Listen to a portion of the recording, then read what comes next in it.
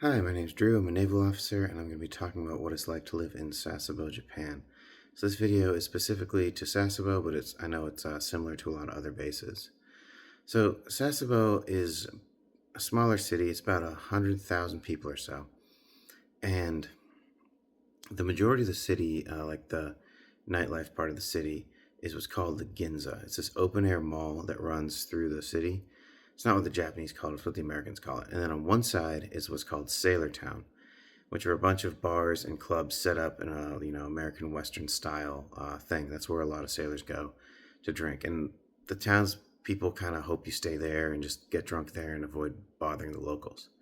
On the other side of the Ginza is what we call Saki Town, and that has a lot more Japanese style restaurants and bars. Some of those places won't let you in as an American.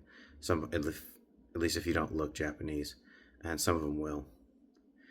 Now, if you want to live in Sasebo, if you want a short commute, those are probably going to be in an apartment, but you'll be around those areas within walking distance or like a 5-10 minute drive, and also 5-10 minute drive to the base. It's not that Sasebo itself is not that big. If you want an actual house, though, a lot of those people who have houses live like through a tunnel on the other side of a mountain. So if they want to come out and hang out and party or whatever, usually they like drink and then they'd go back, either have a DD or they'd go back to the ship and sleep. All right, because drunk driving is very, very strict in Japan. If you're one of those people that thinks drunk driving is not really a big deal, first up, get out of the military. But second, Japanese streets are very, very small. So I saw a guy who rolled his car because he hit a wall that was next to it, the road. It's really, really narrow streets, not a place to do it. And also, it's a pretty condensed city. So unless you're living kind of far out, you can usually get in walking distance or take a taxi to anywhere you need to go. So, like, it's not even worth it. Then the base housing is Hario, which is about 30 minutes away. And that's great for people with families, but for married people without families, it's kind of boring. There is a little theme park next door called Houstenbosch, and it's a Dutch theme park thing. It's based on the history of Sasebo. The Dutch traded in the Nagasaki area.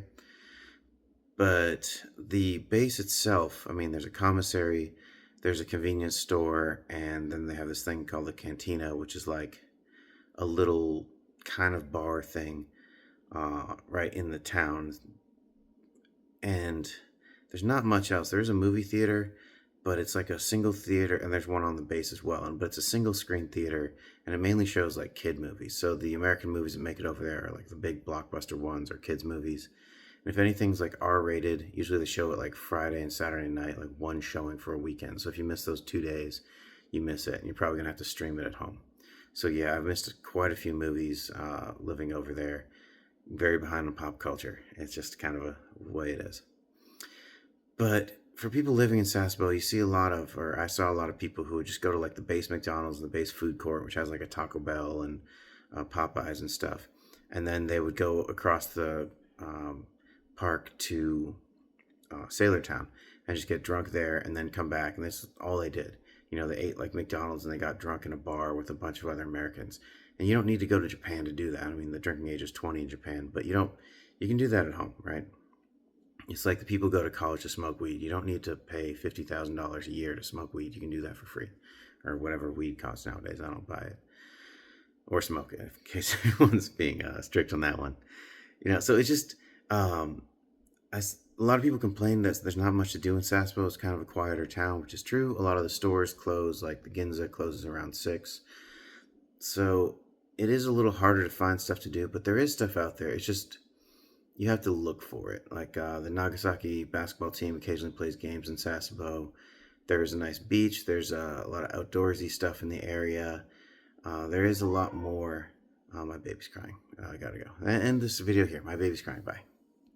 All right. Yeah, he's stopped crying. So there is stuff to do. I mean, there's 100,000-ish people who live there.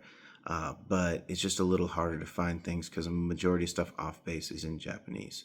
But if you like restaurants, if you like the food is incredible, there are some bars that are fun. One thing I'll let you know, though, there are these things called snack bars. I'll probably make a whole video about that. Yeah, he's crying again. Bye.